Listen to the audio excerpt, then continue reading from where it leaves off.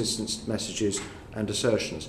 What do you think it would be like working for an organisation that is getting this kind of criticism and being on the front line at these public meetings? I don't know, because I don't view myself as working for the organisation in that way. I view myself as being what independent. I'm asking you, but must I've been deal at with some the of people, you must interface with the people who are doing these roles. What do you think? I do, and they are there to try and help people. How but well supported do you think they are? I believe they are well supported, but I think some of the difficulty is, as I said earlier, it's about not drip feeding information. I mean, sorry, one of the comments that you made just then was about plans aren't clear. Until plans are clear and things are clarified, giving part information or giving information about what's being considered can then raise expectations and cause difficulties in other ways.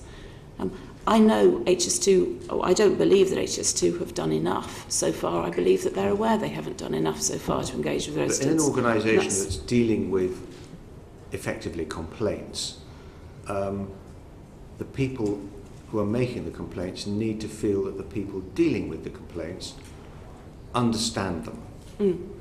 How well understood do you think members of the public feel in this situation? From what you're saying there and from the discussions I've had with Mrs Gillen and other MPs, then some constituents and residents don't feel that they're well understood.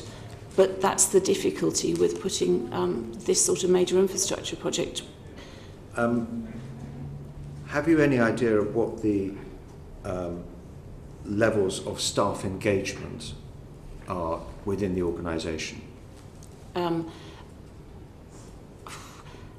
There are different areas of engagement. So the land and property team deal primarily with residents who are applying to the schemes. Sorry, I'm asking a different question. Sorry? In terms of how well engaged the staff feel with the organisation that they're working for, have you any idea about that? I'm sorry, that's not something that I have any... But in terms of you're holding them to account, isn't that something you should be aware of? I'm holding HS2 to account for how they deal with residents. No, but if you're trying to improve their performance in terms of how they do that, how well they support their staff on the front line, isn't that quite a material consideration?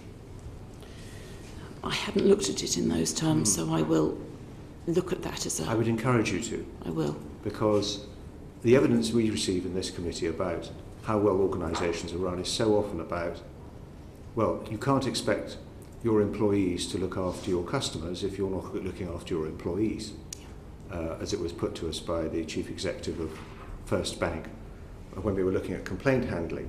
And so, I mean, it leads me to wonder whether, in fact, however valiantly you're doing in your role, you're in danger of being more used to HS2 than you are to the people you're seeking to support. What would you say to that? I would hope not. As I said, my contact details are out there. Anybody can write to me or contact me, and I will, as far as I can, look into whatever their issue is, whether it's about communication, whether it's about a specific area. And what specific extra powers or capacity do you think you should have in order to be able to do your job better?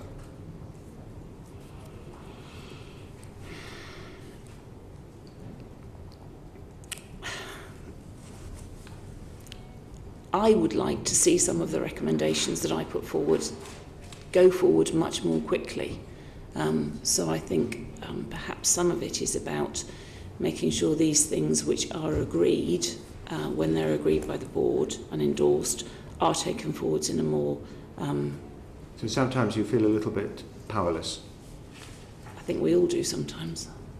Thank you very much indeed. We're very grateful for you coming to give evidence, and thank you for the role that you're undertaking. It seems a little bit thankless some of the time, but I'm sure it is appreciated by many people. Thank you.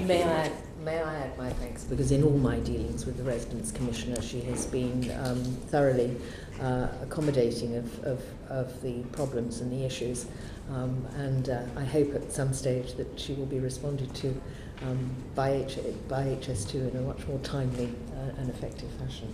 Thank you. Thank you very much. And can we have our next panel of witnesses, please?